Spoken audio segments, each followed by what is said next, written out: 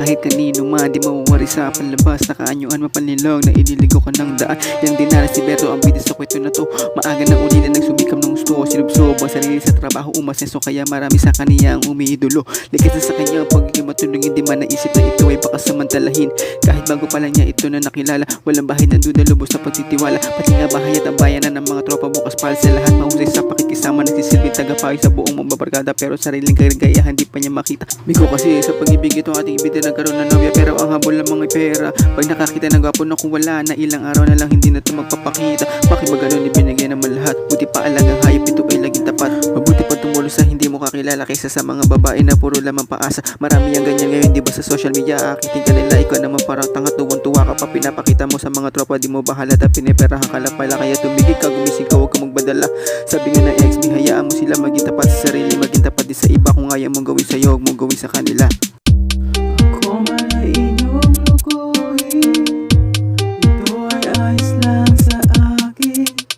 Ang katulad niyong gahaman, oh, hindi dapat tularan. Kailangan natin na matuto na maging tapat sa kapwa, upang makamit ang inaasam na tiwala. At di tamang daan sa hindi tamang gawain. Kahit na ito'y bali-balik na rin, ito ay mali pa rin.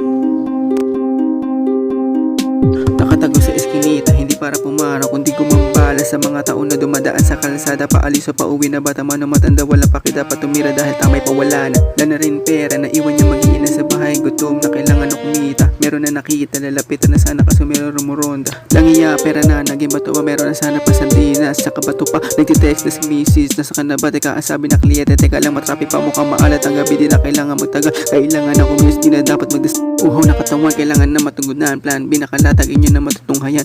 Marahang umalis sa kanya pinagtataguan, patungo na siya sa dapat niya na patunguhan. Isang maganda bahay na bato, di kalayuan. Hanggang na narating tarangkahan ay binuks. Mabilis ngunit mainit, batikan na kung banggalimos lahat ng gamit. Kunti mo pati na altin siya, nakuha na ang pakay at papaalis na sana. Ngunit tila may paparating pababa sa sala. Di ba nakapas dahil sa sakit ng ulo, nagising ang kanyang diwa sa nakita na anino. Dahan-dahang inabot na nakahanda na pamalo, pilit na lumaba kahit na binibiyak ang ulo. Gulo-gulo ang isip, kailangan na manalo. Ngunit sadyang akawatan na di magpapatalo, mahinugot sa likod sa mataas na kutsilyo ang tatapos sa buhay ng isang binatang si Berto.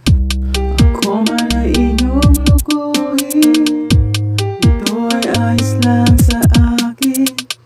Ang katulad niyong gahaman, oh, hindi dapat tularan. Kailangan natin na matuto na maging tapat sa kapwa, upang makamit ang inaasam na tiwala.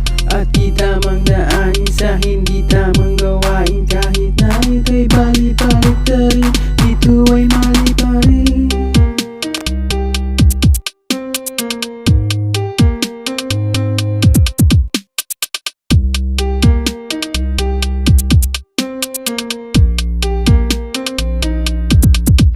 Ngunit kahit anong buti, hindi mo masasabi kung kailan liliko ang takbo ng pangyayari.